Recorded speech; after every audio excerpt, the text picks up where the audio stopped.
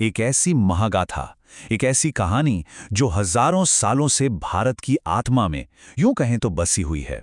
जी हां, हम सबने इसका नाम सुना है। और आज हम उसी भगवान राम की महाकाव्य यात्रा को एक नए सिरे से समझेंगे। भारतवर्ष, वो भूमि जहां की हर सांस में धर्म बसता है। देखिए, ये जो लाइन है ना, ये हमारी कहानी की नींव है। और यहां धर्म का मतलब सिर्फ पूजा पाठ बिल्कुल नहीं है। इसका असली मतलब है सही आचरण, अपना कर्तव्य और नैतिक जिम्मेदारी। असल में यही वो धागा है जो इस पूरी की पूरी कहानी को एक साथ पिरो कर रखता है। और इसी महान भूमि की अनगिनत कहानियों के बीच एक महाकाव्य है जो सबसे ज्यादा चमकता है। वो है रामायण। ये सिर्फ एक कहानी नहीं है, ये भगवान राम की वो यात्रा है जो हमें सोचने पर मजबूर कर देती है कि सत्य, सदाचार और त्याग का असल मतलब क्या होता है।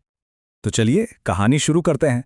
चलते हैं अयोध्या के उस गौरवशाली शहर में जहां एक राजकुमार की दिव्य नियति आकार ले रही थी।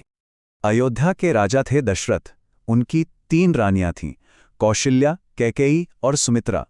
और देखिए, बरसों की प्रार्थनाओं के बाद उन्हें 4 दिव्य पुत्रों का आशीर्वाद मिला। रानी कौशल्या से हुए राम, कैकेयी से भरत और सुमित्रा से लक्ष्मण और शत्रुघ्न। और राम वो सबसे बड़े थे।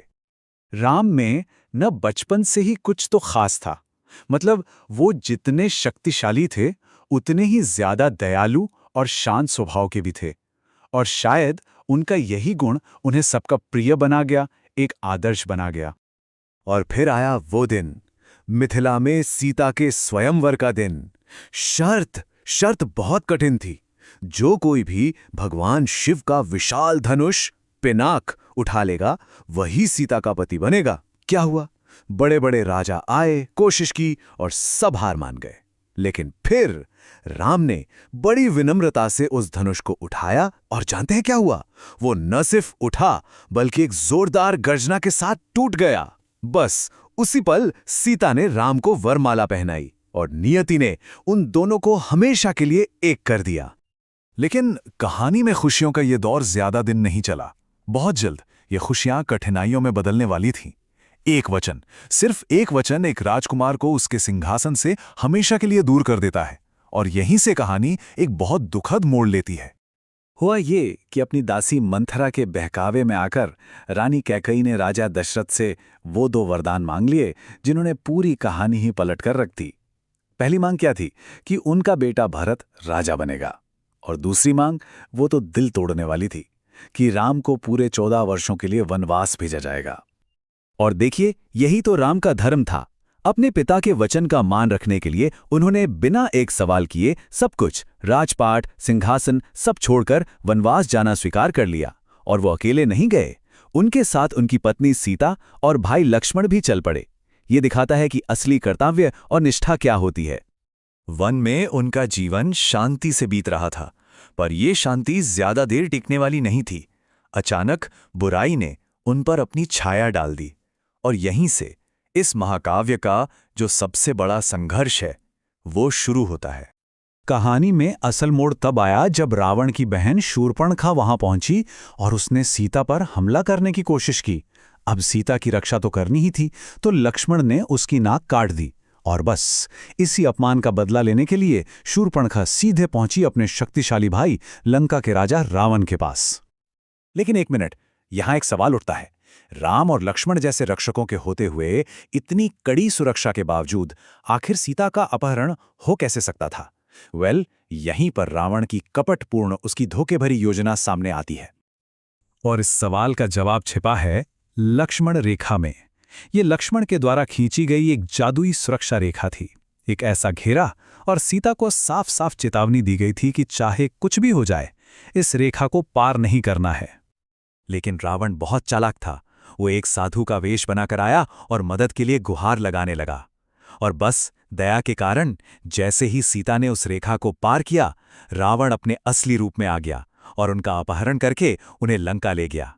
रास्ते में महान पक्षी जटायु ने उन्हें बचाने की बहुत कोशिश की, पर अफसोस वो कामयाब ना हो सके।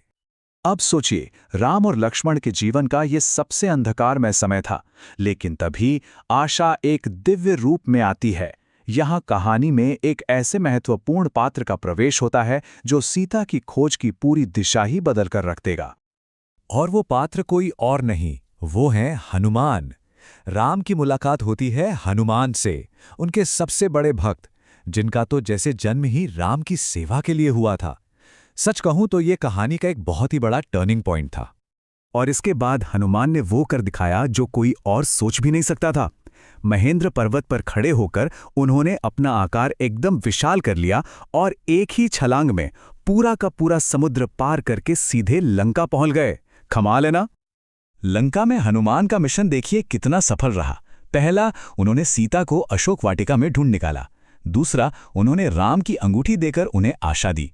तीसरा, उन्होंने अपनी पूंछ से पूरी लंका में आग लगा दी। और चौथा, वो सीता की खबर लेकर सुरक्षित राम के पास लौट आए। तो अब मंच तैयार था, कहानी अपने चरमोत्कर्ष पर थी। धर्म की स्थापना के लिए एक महायुद्ध। ये राम की सेना और रावण की सेनाओं के बीच ब्रह्मांडीय व्यवस्था को फिर से स्थापित करने के लिए एक महाकाव्य लड़ाई थी। तो चलिए देखते हैं कि ये महायुद्ध आखिर हुआ कैसे। सबसे पहले तो वानर सेना ने समुद्र पर राम सेतु नाम का एक पुल बनाया। फिर हुआ भयंकर युद्ध जिसमें कुंभकर्ण और मेघनाद जैसे बड़े बड़े राक्षस योद्धा मारे गए। और फिर आया वो आखिरी दिन जब राम ने अपने दिव्य ब्रह्मास्त्र का इस्तेमाल करके रावण का अंत कर दिया। और रावण की हार के साथ ही बुराई पर अच्छाई की जीत हुई। अब समय आ गया था एक राजा की अपनी भूमि पर विजय वापसी का।